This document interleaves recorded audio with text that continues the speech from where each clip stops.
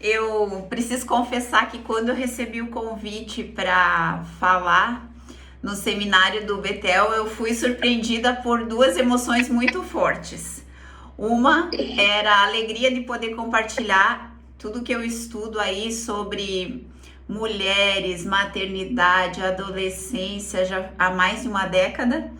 E também eu senti uma grande responsabilidade. Por quê? Porque eu já fui menina, hoje eu sou mãe de duas meninas e desde que eu engravidei da minha filha mais velha, eu fui arrebatada por uma inquietação que era como criar uma menina para o futuro.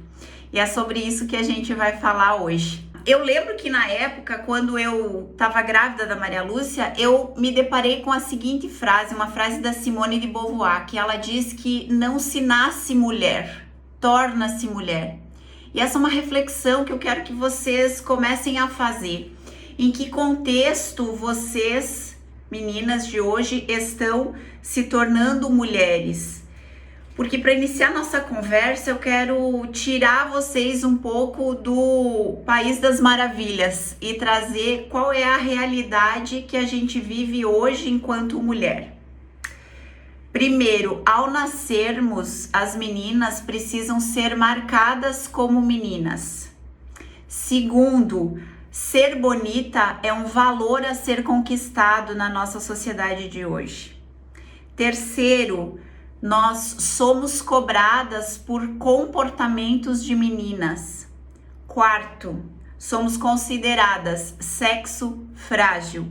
Quinto, ganhamos menos exercendo as mesmas funções que os homens. E sexto, assédio sexual e moral. Nós vamos passar por esses tópicos aqui na nossa conversa de hoje. Então, logo que a Maria Lúcia nasceu, eu percebi que realmente se torna mulher. Por quê? Porque quando as meninas nascem, elas precisam ser marcadas como meninas. Não basta dizer que é menina e pronto. Quem nunca foi visitar uma recém-nascida, ela já não tá com aquela faixa na cabeça? Parece um instrumento de tortura da Santa Inquisição, né? E a menina, coitadinha, fica lá horas e horas e horas dormindo com aquele negócio na cabeça. Por quê? Porque não basta dizer que é uma menina. A gente precisa colocar a faixa, o laço, um adorno para dizer que é menina. E depois da faixa vem o furo do brinco.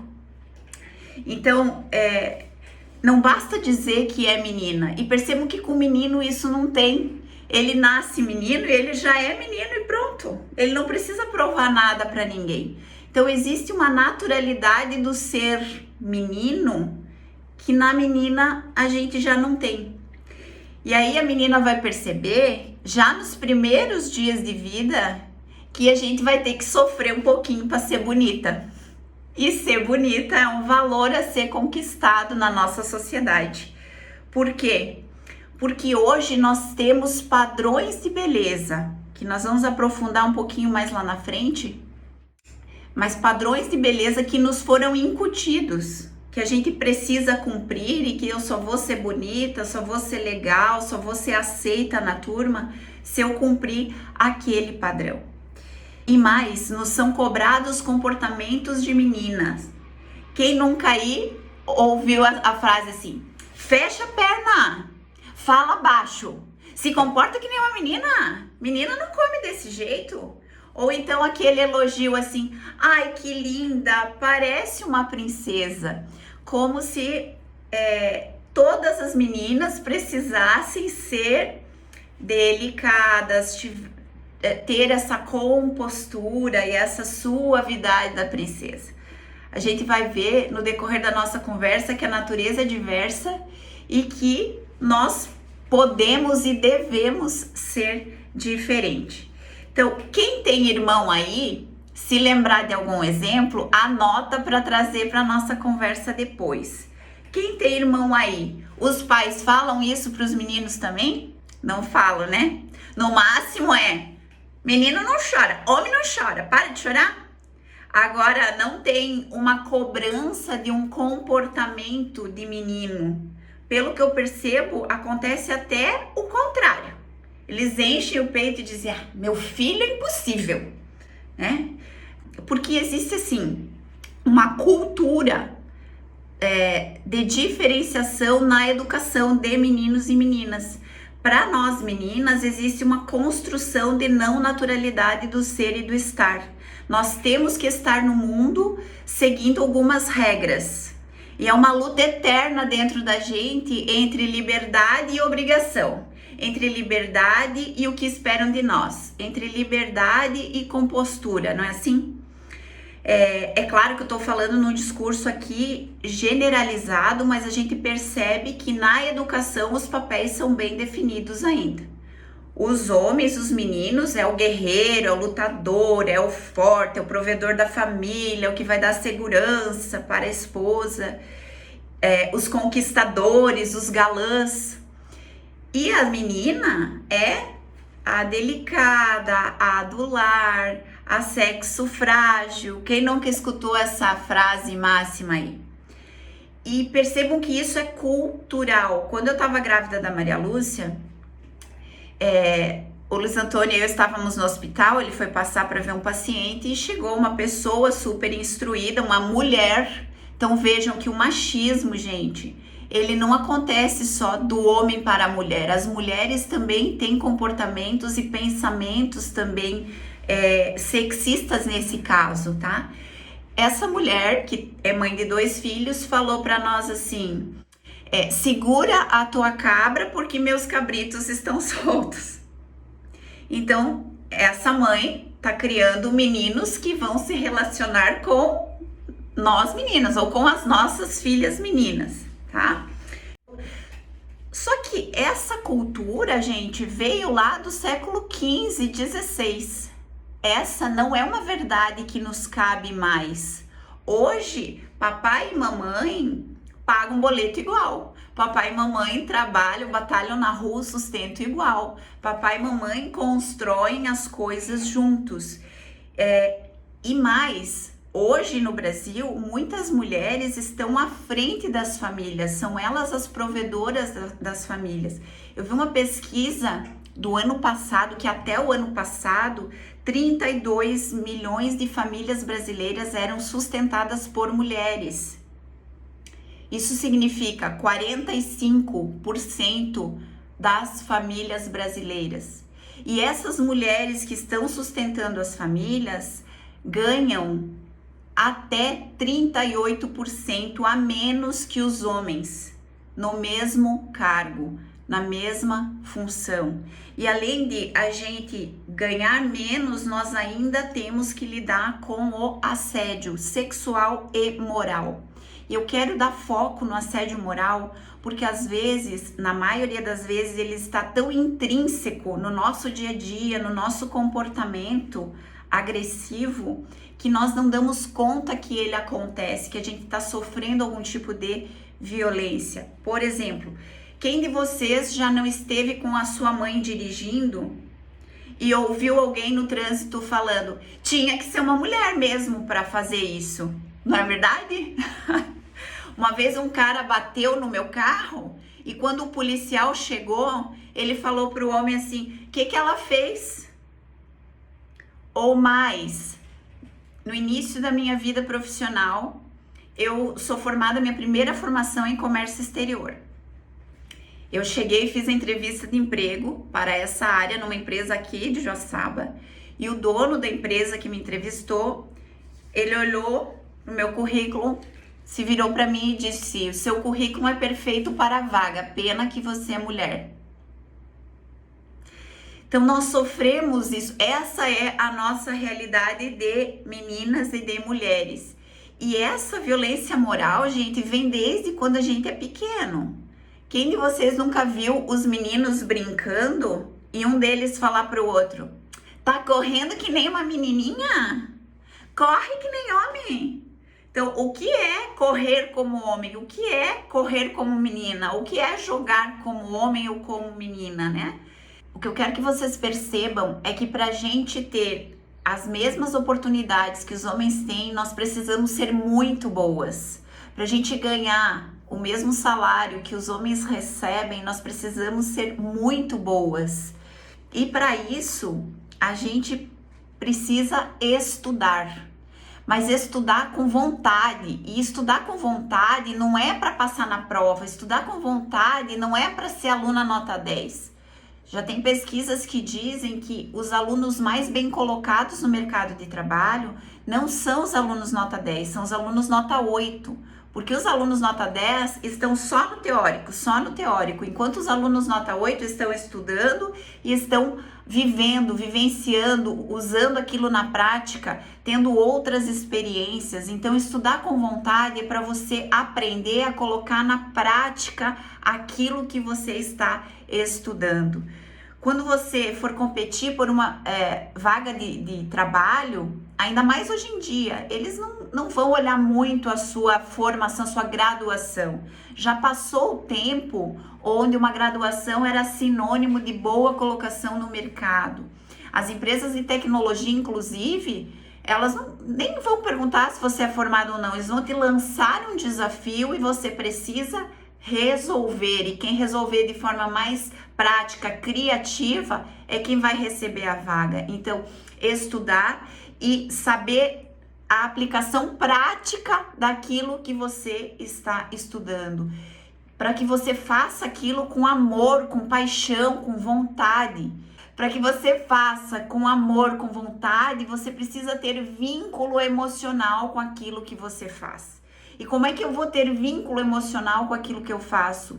Preciso descobrir os meus talentos. Então, para você conseguir uma boa oportunidade de trabalho, você precisa ter habilidades socioemocionais e saber a aplicação prática daquilo que você diz que sabe fazer, certo?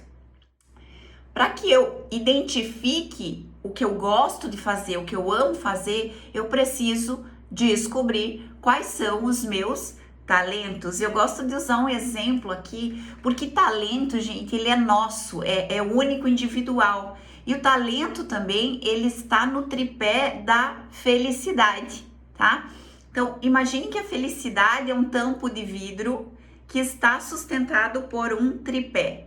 Talentos, que é aquilo que você faz bem, que é aquilo que você ama fazer, aquela coisa que você, quando você tá praticando, quando você tá fazendo, você tá despendendo energia e ele te retorna energia. Isso no coaching a gente chama de flow, que é fluir, né? Seguir o fluxo. Então, quando o Picasso tava lá pintando os quadros dele, ele nem sentia fome, nem sede, ele perdia a noção do tempo. Você vai perceber quando você acessar teu talento que é aquilo que você faz e perde a noção do tempo.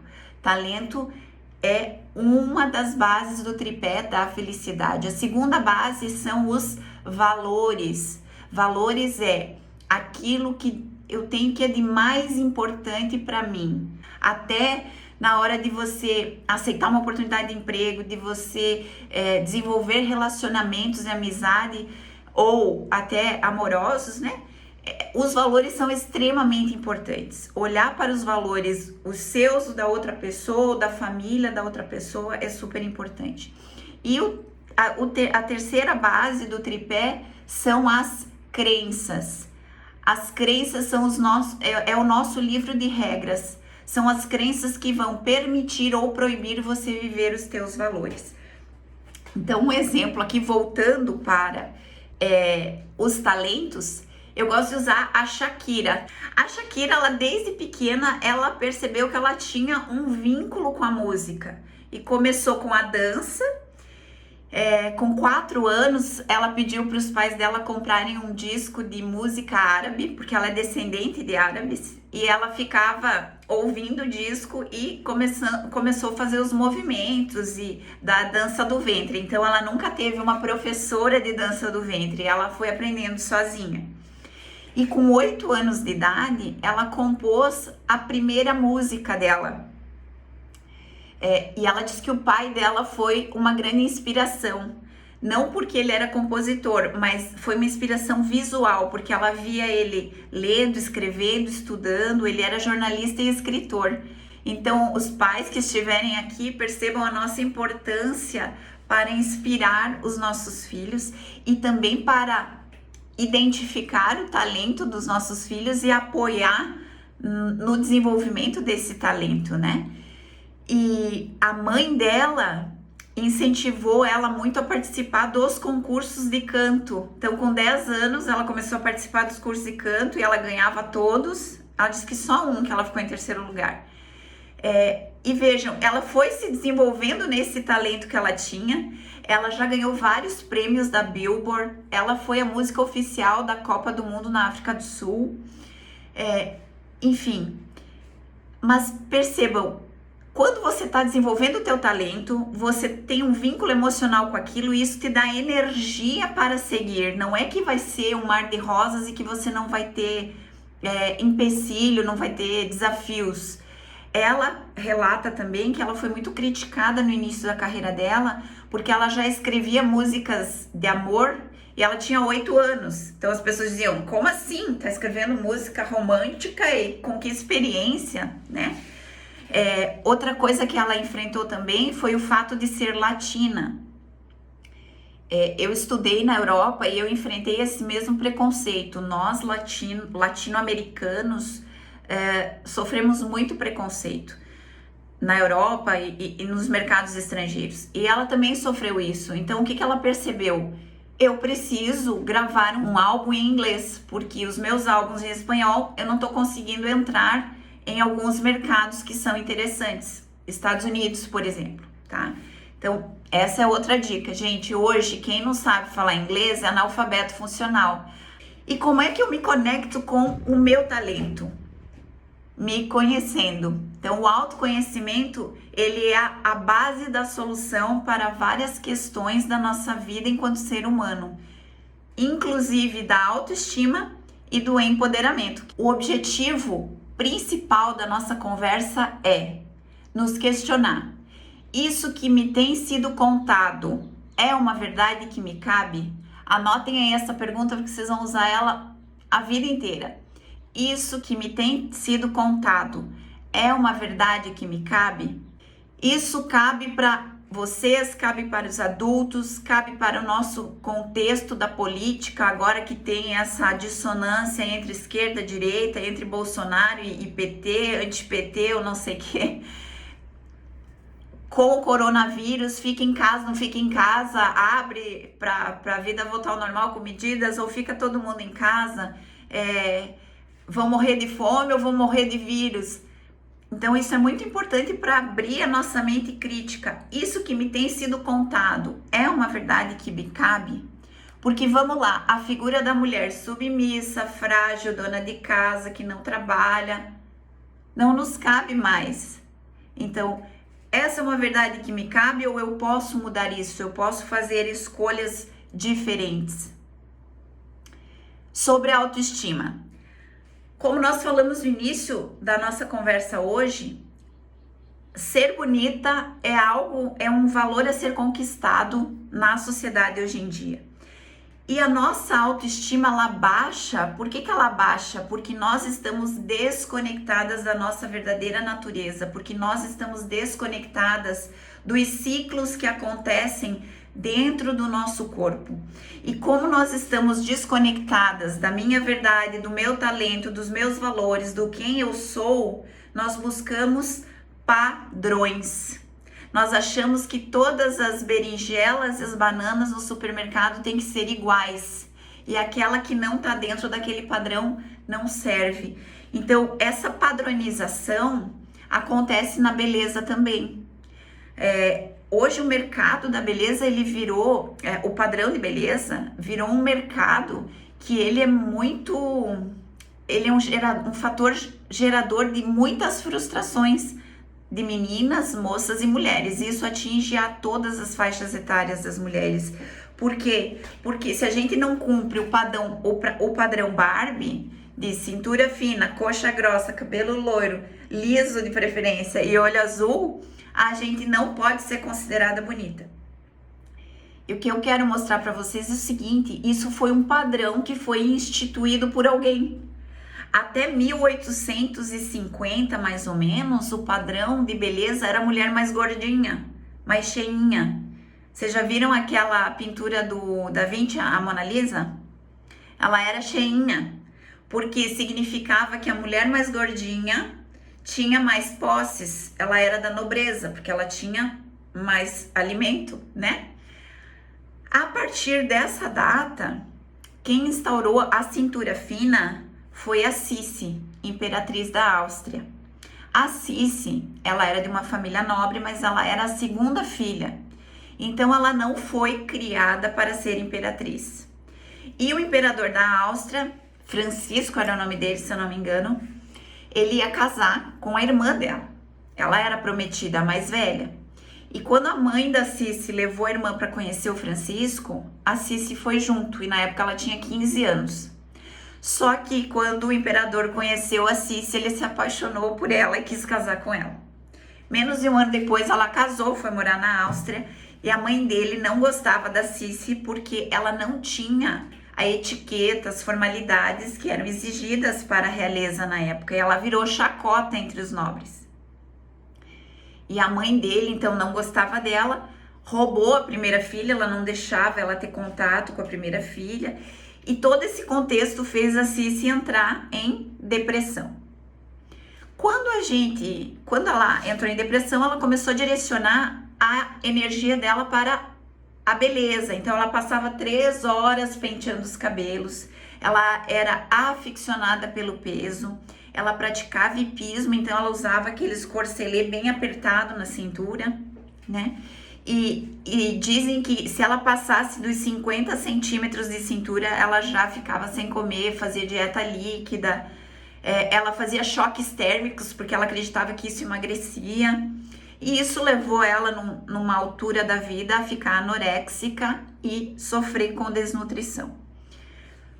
Por que ela fez isso? Todos nós, seres humanos, todo ser vivo tem a tendência de se aproximar do amor e se afastar da dor. Então, quando a gente entra em sofrimento, não gosta de alguma coisa, a nossa tendência é ou a gente se afasta ou nos colocamos no inconsciente para não sofrer. E foi isso que a Sissi fez. Então, esse padrão de beleza cintura fina veio daí. E vejam o que os padrões fazem com a gente. Eles fazem com que a gente se compare. E essa comparação sempre é maléfica. A gente sempre sai perdendo quando se compara. Porque eu vou comparar o meu bastidor com o palco da outra. Então, a gente sempre tá na desvantagem na comparação. E deixa eu contar uma coisa para vocês. A maioria das mulheres, meninas, moças, não se encaixa nesse padrão de beleza, porque ele é irreal, insustentável e até não saudável. Quem que diz que se você fizer tudo que aquela blogueira faz, que ela só mostra o País das Maravilhas nas redes, quem diz que se você fizer tudo que ela faz, você vai ficar igual a ela? E para que a gente quer ser igual a alguém se a natureza é diversa e se eu posso ser quem eu sou? Mais uma dica para vocês: o igual soma. Quem contribui é o diferente. Então, tenham isso em mente até para quando vocês vão fazer grupos de estudo, de trabalho. Quem é igual, soma. Então, evitem ficar com pessoas que pensam igual a você, porque vocês vão chegar sempre nos mesmos lugares. A equipe criativa é aquela que tem diferente. Ah, vai dar briga? Vai. Só que isso vai elevar o nível de crítica e de criatividade de vocês, tá? Então, vamos lá. A nossa autoestima tem a ver com a satisfação que eu tenho comigo mesma. Percebam, se eu não estou satisfeita comigo, o cabelo da outra me incomoda. Se eu não estou satisfeita comigo, a cintura fina da outra me incomoda. Se eu não estou satisfeita comigo, a medalha da outra me incomoda. Se eu não estou satisfeita comigo, a dança da outra me incomoda, a unha da outra me incomoda, qualquer coisa que a criatura faça me incomoda. Então percebam que não tem a ver com ela, tem a ver comigo e com a satisfação que eu tenho comigo mesma. Porque se eu não estou satisfeita comigo, qualquer coisa que a outra faça me faz sentir menos, pouco inteligente, desinteressante, feia. E por que a gente se sente assim? Porque nós esquecemos de validar as nossas satisfações. De olhar para o que eu tenho hoje, a família, a oportunidade de estudar num colégio legal, de estudar uma segunda língua, de frequentar o Betel, de ter uma casa bacana, não é assim? Dos lugares que eu já visitei. Então, valorizar a nossa real beleza. Por quê? Porque quando a gente está satisfeita com a gente mesma, a gente consegue dar um passo mais. Quando eu estou feliz comigo mesma, eu consigo dar um passo mais. E como é que eu busco essa satisfação? Me empoderando. E empoderamento feminino, ele tá muito batido, tá muito tem sido falado e coisas até preocupantes às vezes. Eu até, sinceramente, não simpatizo com essa palavra, porque essa palavra empoderamento, ela está vinculada a habilidades masculinas para as mulheres. Vamos lá. Quando você ouve dizer assim, ó, tal mulher é empoderada. Que tipo de mulher vem à tua cabeça? Uma mulher com destreza física, com uma postura impositiva, resolutiva, ambiciosa, olhar focado, não é isso? A gente não consegue pensar numa mulher empoderada que esteja usando da sua feminilidade, sensibilidade, empatia, acolhimento, amorosidade, vulnerabilidade. Então vamos lá. A gente falou que já se criam meninos para serem provedor, forte, guerreiro e tudo mais, e meninas para serem frágeis, sensíveis e tudo isso. Aqui é uma linha muito tênue, porque nós temos os arquétipos masculino e feminino, são energias muito importantes, principalmente quando a gente está criando crianças menores, né? O arquétipo masculino do pai é a orientação, que vai levar a criança para o mundo, vai apresentar experiências. E o arquétipo feminino da mãe é o lar, é o amor, é o acolhimento, o aconchego, a segurança. Então isso é muito importante. O problema é que as pessoas deturparam e usam disso para subjugar as mulheres. Então aqui a gente tem que ter um olhar mais cuidadoso nesse sentido, tá? Só que a questão é a seguinte, a gente só vai se empoderar quando a gente acessar a nossa verdadeira natureza, não foi isso que eu venho falando? E qual que é a nossa verdadeira natureza? Nós somos mulheres, então nós somos feminino, nós somos o yin. E o feminino é essa coisa mais suave, mais sutil, mais discreta, mais amorosa. Então, o nosso papel enquanto mulheres, mesmo que a gente vá para o mercado de trabalho, o nosso papel é esse, sabe? É agregar as pessoas. A gente vai ser o azeite nas relações, inclusive nas relações profissionais. E a questão da vulnerabilidade, aceitar a nossa vulnerabilidade, acolher a nossa vulnerabilidade. Tem um livro maravilhoso, se vocês quiserem anotar, se chama A Coragem de Ser Imperfeito, da Brené Brown. Ali ela fala do poder que nós podemos acessar através da nossa vulnerabilidade. Porque vamos lá. Então, vamos supor que eu tenho alguma vulnerabilidade, eu não sou boa em alguma coisa e, de certa forma, isso me fragiliza. Eu não sou boa em matemática, não sou boa com números e, de certa forma, isso me fragiliza e baixa minha autoestima.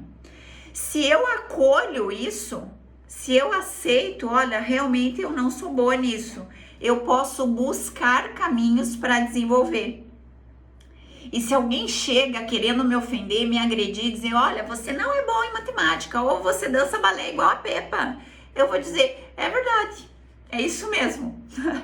Então a pessoa não consegue me agredir, a pessoa não consegue puxar o meu tapete, se eu estou consciente da minha vulnerabilidade.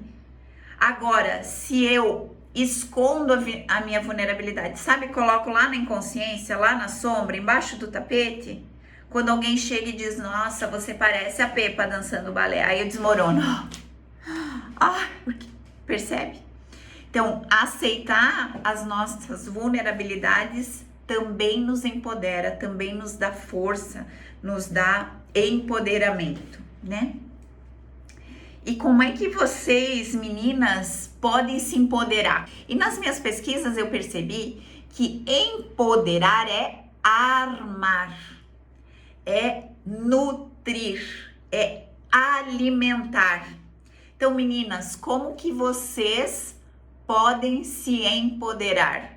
Se nutrindo, se armando, se alimentando. E como é que vocês podem se alimentar? Primeiro, conhecimento, estudando. Aqui em casa a gente tem um mantra que é o seguinte: quem estuda não precisa acreditar no que os outros dizem.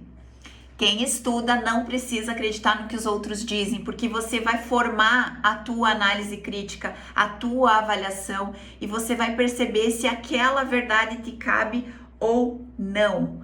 Um exemplo aqui disso, que vocês podem buscar ela, é a Malala.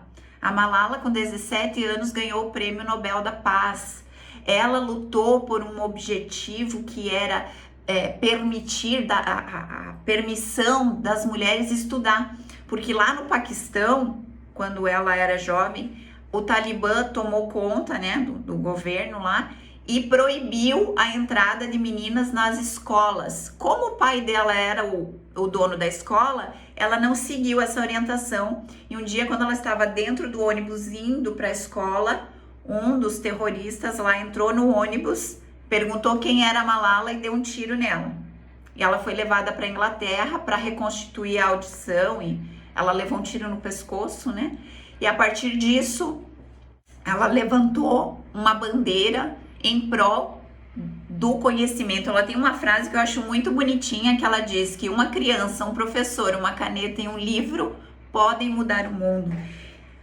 O conhecimento vai te nutrir de tal forma que você vai perceber que o outro não pode exercer pressão sobre nós, pressão psicológica sobre a gente, porque você vai ter evidência para defender a tua verdade, vai ter evidência para defender a tua opinião.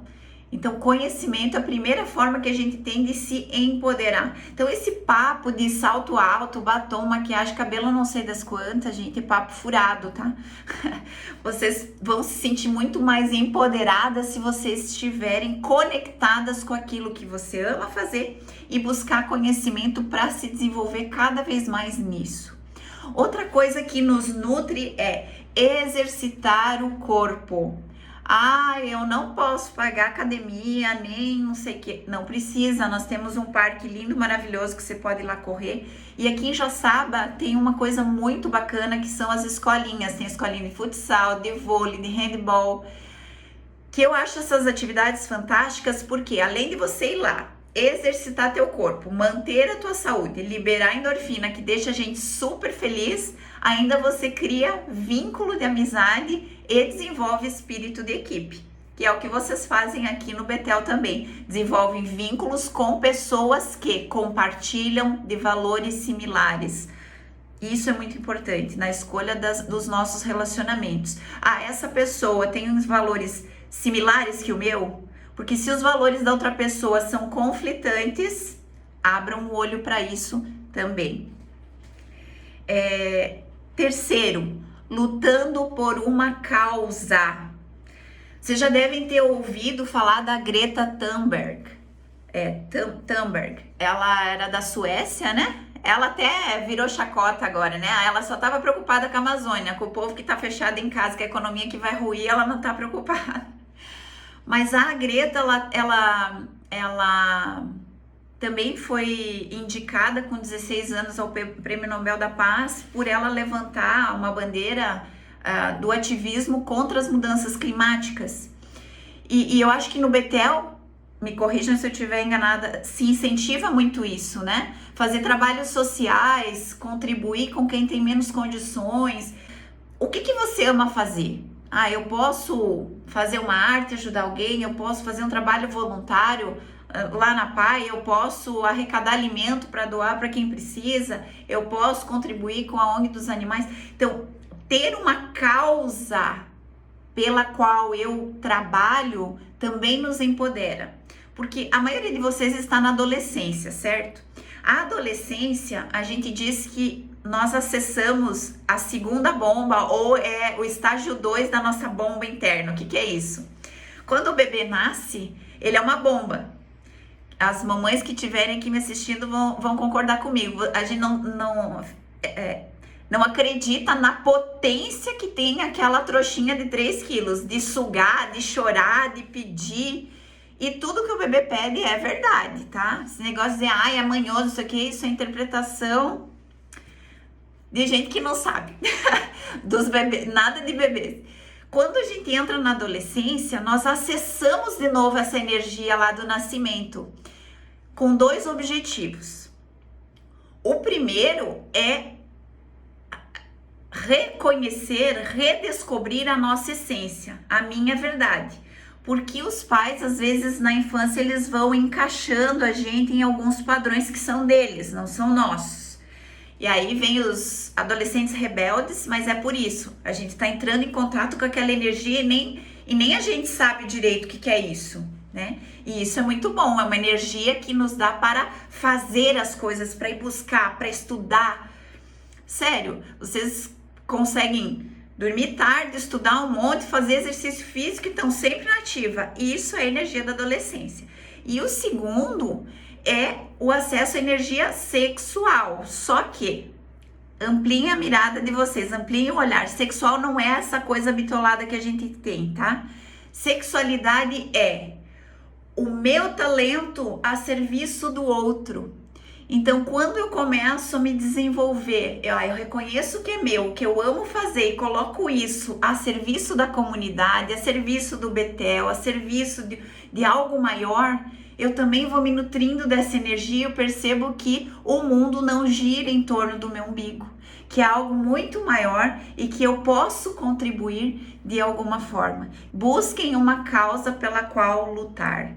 E como é que eu vou identificar essa causa? Volto ao se conhecer, ao autoconhecimento.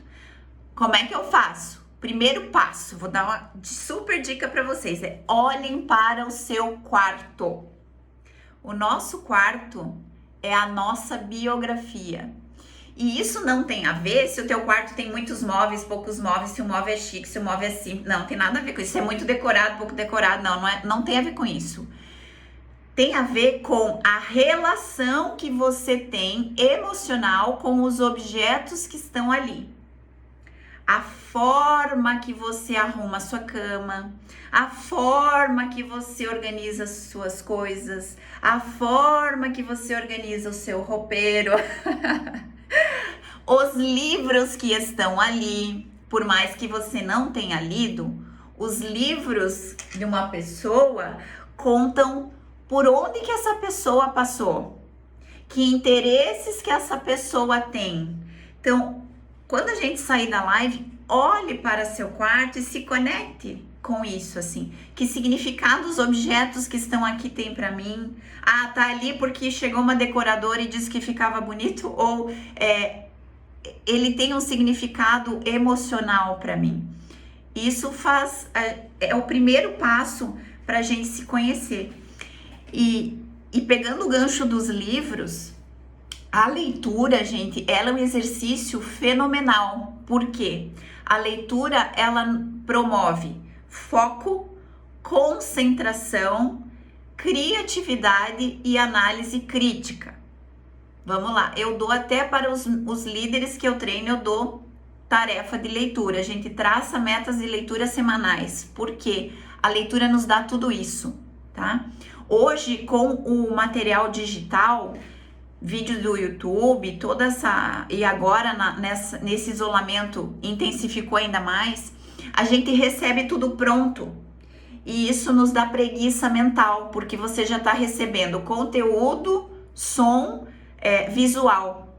Só que isso é muito perigoso, porque as pessoas que colocaram aquelas figuras ali do vídeo, aquelas cenas, aquelas imagens, elas estão friamente calculadas para direcionar o teu pensar, para criar em você uma necessidade de querer algo, de comprar algo, de consumir algo, de ser algo, entende? Não foi você que criou, elas direcionam o nosso pensamento. Isso faz com que a gente seja massa de manobra, que a gente seja fantoche na mão de quem está vendendo aquilo ali. Então, a leitura promove uma lentidão de raciocínio que vai fazer com que eu busque as imagens mentais, que eu crie esse visual no meu pensar, e com essa lentidão eu tenho tempo de raciocinar, refletir e identificar se aquilo ressoa em mim, se faz sentido ou se é outra coisa. Então, leiam, façam esse favor para vocês mesmas, leiam, tracem meta de leitura, 1 livro por semana. No final do ano você vai ter lido um monte, tá? Esse pensar, esse refletir vai ajudar vocês a identificarem a própria identidade, trabalhar a própria identidade, a reconhecer a própria identidade. Vocês estão no momento exato para isso que a adolescência quer, reconhecer a minha essência, reconhecer quem eu sou de verdade e buscar satisfação naquilo que é importante para você, que está conectado com os teus valores, com os teus talentos. Porque quando eu estou satisfeita, eu reconheço o que é meu, eu reconheço o que eu construí, o que eu sei, o que eu faço. E eu também consigo reconhecer o que é do outro e ficar feliz pelo outro. E não me comparar com o outro. Percebem? Então, outras 3 perguntas que eu quero que vocês anotem aí, que vocês vão usar muito e para tudo, que é: quem eu sou? Para onde vou e como eu quero manifestar? Quem eu sou, para onde eu vou e como eu quero manifestar. Vocês vão usar essas 3 perguntas para tudo. O quem eu sou é o primeiro passo, me conhecendo, olhando o meu quarto, lendo, exercitando análise crítica, olhando para dentro, me conectando com meus talentos, meus valores, tudo isso que a gente falou até agora, ok? Mas vocês vão usar isso para escolher a roupa para um evento, para a maquiagem que eu vou colocar, para o celular que eu vou comprar. Quem eu sou? Eu sou uma pessoa simples, natural, enfim, o que for aí. Para onde eu vou? Eu não posso ir com a maquiagem que eu vou para balada num casamento de meio-dia, ou para uma cerimônia de primeira comunhão, ou para uma formatura, ou para trabalhar, percebe? Para onde eu vou, eu preciso modificar minha roupa, minha maquiagem. E como eu quero manifestar? Eu quero chegar lá e quero impressionar pela sutileza, pela discrição, pela elegância mais discreta, ou eu quero chegar chegando bem diferente, ter algo que ninguém nunca viu. Então, respondendo essas 3 perguntas, vocês nunca vão errar, nunca vão passar vergonha, nunca vão se sentir menos, porque dificilmente você vai errar na dose, tá? Então, para encontrar isso, gente, é super desafiador. Hoje em dia ainda mais. Por quê? Porque toda hora a gente é bombardeada pelas Instagrammers, pelas influencers, elas estão a toda hora dizendo o que você tem que usar, o que você tem que vestir, o que você tem que comer, como é que você tem que se portar, tá? E eu vou dizer para vocês, elas estão fazendo, só o que elas estão fazendo é mostrar o país das maravilhas. Então a questão é perceber que em virtude dessa enxurrada de informação que a gente recebe todo dia, e que não agrega, que só enche a tua mente com um monte de informação que não agrega. Então você pega lá no teu celular e coloca lá tempo de uso e veja redes sociais. Eu desafio vocês, alguém de vocês que usa menos que 3 horas as redes sociais por dia. 3 horas vezes 7 dias por semana são 21 horas. Isso dá quase um dia inteiro da tua semana jogado no lixo. Vezes 4 semanas no mês, são 4 dias de vida jogado no lixo, que você poderia estar estudando, compartilhando com a família, tomando sol, fazendo uma caminhada, fazendo algo produtivo para se nutrir e se empoderar. Daí as pessoas ficam 4 dias no mês consumindo conteúdo das redes sociais e daí diz, eu tenho baixa autoestima, porque a fulana não sei o que. Sim, a fulana só tá fazendo escolhas melhores. Então percebam que tudo é a gente, nunca é o outro. E mais, nós temos uma tendência a repetir ciclos familiares. Então, se a minha família fazia assim, eu tenho a tendência a repetir um ciclo.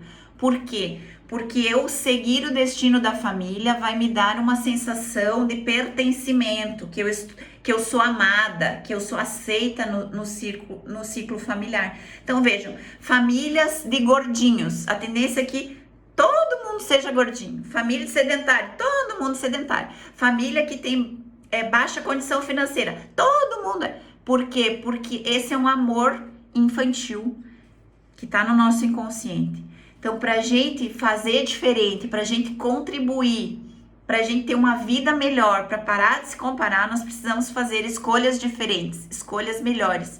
E como que eu vou fazer isso? Com consciência. Só que não dá para ter consciência se a gente não estudar e não se desenvolver. Pais queridos que estão me assistindo, como é que se empodera essas meninas? Nós precisamos estar sempre nos questionando. Esse comportamento que eu estou tendo com meu filho é respeitoso? Em primeiro lugar, como é que a gente vai saber, né? Porque eu fui criada com uma educação de que meus pais eram assim, eu mando, você obedece, enquanto você morar aqui sou eu que mando. Até que ponto isso é respeitoso, né? Então, pra gente saber se é respeitoso, muda o sujeito. No lugar do teu filho, coloca o teu chefe, coloca a tua mãe, me coloca aí no teu lugar. Eu falaria isso dessa forma para Elisandra? Eu falaria isso dessa forma para o meu chefe? É um primeiro olhar, assim. Eu estou sendo respeitoso? Segundo, o que o meu filho tá pedindo vai agregar valor à vida dele? Ele quer um iPhone 11. Criança de 10 anos com iPhone 11. Pra quê? Sabe? Que custa, sei lá, 5 mil reais. A pessoa nem produz ainda e tá andando com um iPhone. Eu não sei que iPhone vocês têm, que telefone vocês têm. Mas é um despropósito. Por quê? Porque vocês não estão produzindo nada ainda, tá? Então, tendo aquele que me serve para mandar mensagem, fazer as atividades da escola, já tá mais do que suficiente. Terceiro, pais, nós precisamos nos conhecer para não encher a cabeça dos nossos filhos com as nossas crenças limitantes, com a nossa verdade, e que possamos deixá-los fluir no seu caminho de desenvolvimento. E quarto, precisamos buscar novas referências, novos personagens, novas literaturas. Então, esse é o nosso papel enquanto pais, buscar novas referências. E o quinto é repensar o elogio. Por que a menina, tá tudo bem ela ser delicada, ela ser angelical, ela ser sofisticada, mas a gente não precisa ficar presa nesse quadrado. Dá para ser boa, dá para ser empoderada, dá para ter autoestima, dá para ser ótima naquilo que você faz. De tênis All Star, jeans rasgado e camisetinha Eric, entende? Dá pra ser uau, saindo com a cara lavada, sem maquiagem. E o fato de eu sair casual, com uma roupa confortável, não vai diminuir quem eu sou, entende? O que eu sei, o que eu faço, o que eu entrego. Então, isso é um mero detalhe. A gente precisa se desvincular desse padrão, porque nós somos muito mais abundantes do que isso. Então, repensar os elogios. É o que a gente pode fazer para as nossas filhas.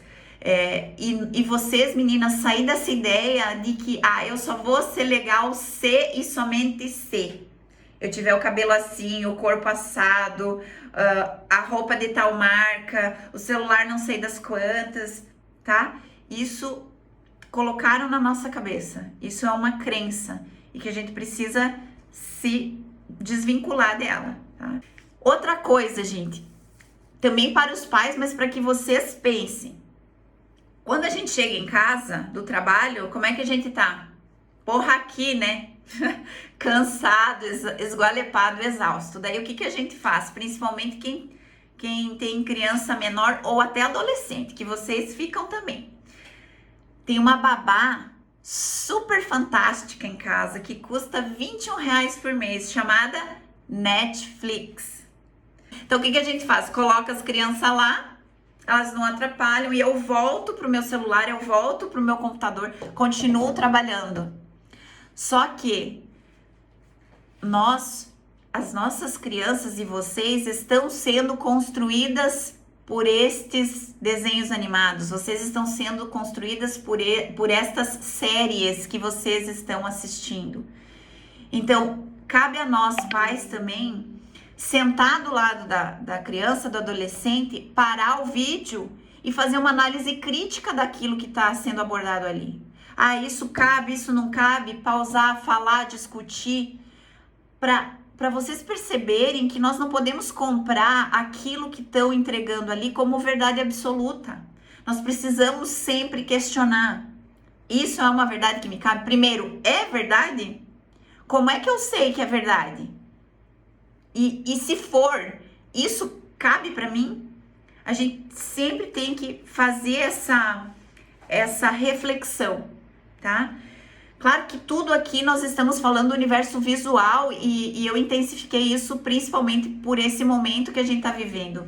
Mas também tem uma questão do corpo, que nós não vamos entrar aqui, mas vocês têm que ter muito claro, meninas, que meu corpo, minhas regras, tá? Nós não vamos entrar nessa seara aqui, mas vocês precisam se apropriar dessa questão, que o corpo é de vocês. E eu acho que falar de abuso com criança e adolescente não deveria ser tabu, tá? O ano passado eu recebi no Facebook um videozinho que falava disso, onde é que pode tocar, onde é que é parte íntima. E para mim foi um alívio porque eu pude trazer esse assunto, que é uma realidade que a gente vive, e falar com a minha filha de 6 anos, porque era um desenho animado educativo, né? Porque vocês precisam aprender a se defender. Menina, não pode fazer só balé. Vocês têm que aprender a se defender, principalmente dessa violência sistematizada que a gente sofre. Igual a mim, que fui lá fazer uma entrevista de emprego e o cara disse, olha, teu currículo é perfeito para a vaga, mas pena que você é mulher. Isso é uma violência sistematizada que a gente sofre no dia a dia, que vocês têm que estar consciente disso. Então, fazer um judô, um treino de força é importante para a menina, sim, tá? E vocês precisam entender, meninas, que nós mulheres somos tabu. Muitas coisas da nossa vida são tabu. Então, menstruação é tabu, primeiro beijo é tabu, a independência é tabu, o corpo é tabu, a feminilidade é tabu. E vocês sabem o que é tabu? É uma palavra polinésia que significa sagrado. Então, se nós somos tabu, se nós somos sagrado, vamos nos permitir viver o nosso sagrado.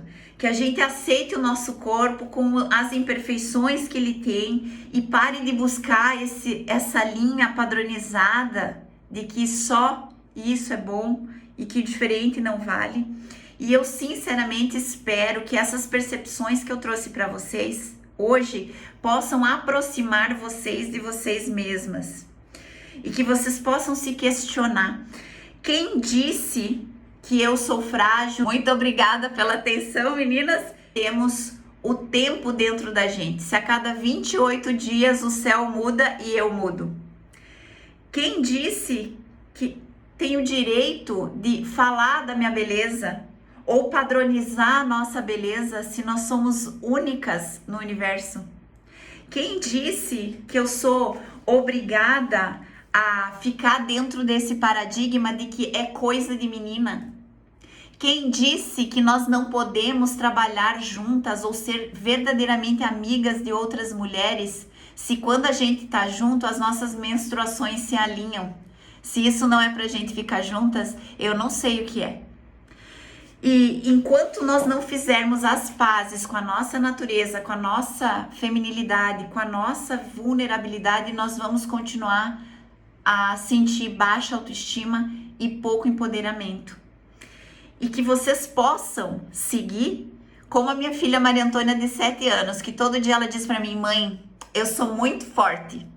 E todas as noites ela agradece a família, o alimento, a cama quentinha e os amigos. Semana passada uma pessoa me perguntou: Liz, você concorda que as mulheres vão dominar o mundo? E eu respondi: eu acho que as mulheres podem dominar o mundo, mas elas podem mais, elas podem melhorar o mundo. Quem disse que isso não é possível, Alice? Muito obrigada pela atenção, meninas.